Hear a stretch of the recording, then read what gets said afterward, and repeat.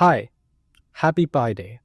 It was a really special day because it was Pi Day, it was Holi, the Indian festival of colors, and on top of Holi and Pi Day, what made it really special was that it was also an opportunity for us to take a look at the blood moon. Now, my original idea was that we would set up the cameras and capture a footage of the blood moon. And combining these three themes, I would, for instance, plot the red intensity of like the image of the blood moon over time. And I was hypothesizing that the plot would be a Gaussian. And with that, as I will explain in a bit, we could calculate the value of pi.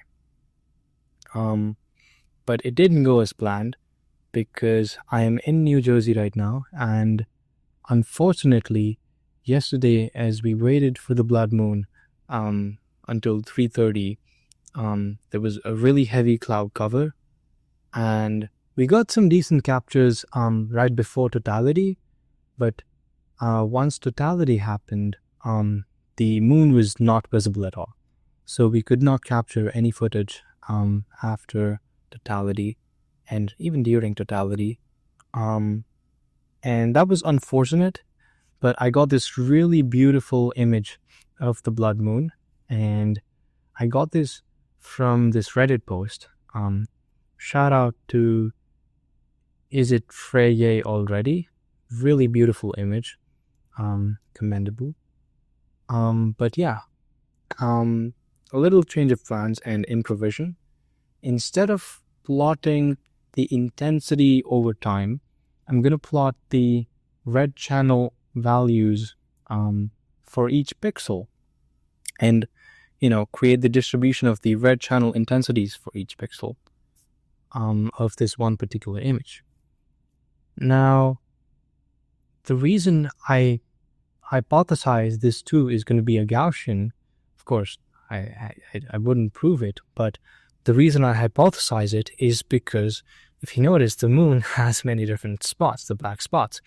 And, considering that these are sort of randomly distributed, and there's dark regions, lighter regions, and then regions with almost no dark spots, and some regions with even light spots, and, there's quite a bunch of randomness in the image. I would hypothesize that it is some kind of a Gaussian, or at least a curve that is close to a Gaussian and has the shape of a Gaussian.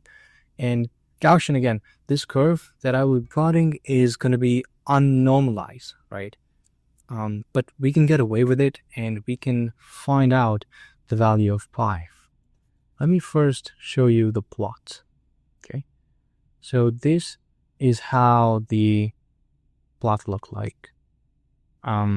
It's not a Gaussian, it's not a perfect Gaussian, but it's partly because of this unfiltered or uncleaned data that we have. And once we clean it, once we provide, say, a threshold at maybe around here and around here, it's going to be something close to a Gaussian, hopefully, and that is going to allow us to be able to calculate the pi. Just going over the math, we're going to calculate the area of the plot numerically first, and we can use this. We can do this with a bunch of different methods. For instance, we can use trapezoidal method, which essentially just takes two data points, connects them, and kind of calculates the area of the trapezoid that it forms. And yeah, it just sums over all the trapezoids. And so with such a method, we can find numerically what the area is. But because the curve is like a Gaussian, which, is scaled by a factor of p, we can know that the area of the Gaussian is going to be p sigma the square root of 2 pi. And since we know the area numerically, we can then solve for pi in this equation, and we can know that pi is half times the numerical area divided by p sigma whole squared.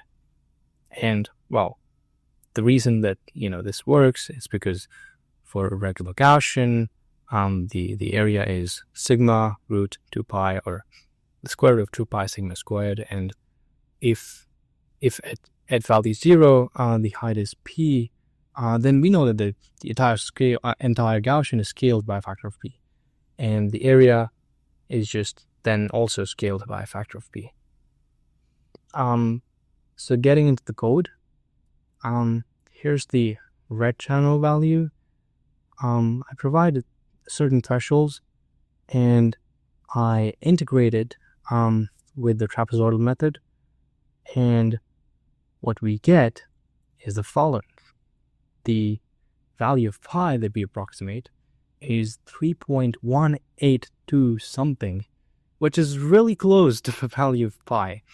And this is really close to a Gaussian, actually. Once we zoom in this the plot, we can actually see that it's really close to a Gaussian, and so this works commendably well.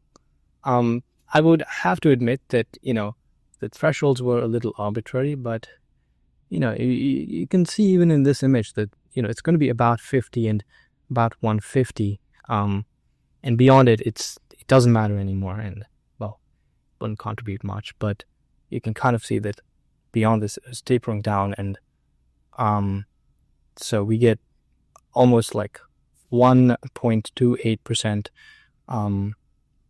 deviated from pi, which is not that bad. So yeah, that was the calculation of pi with the color data from the Blood Moon, celebrating Pi Day, Holi, and the Blood Moon.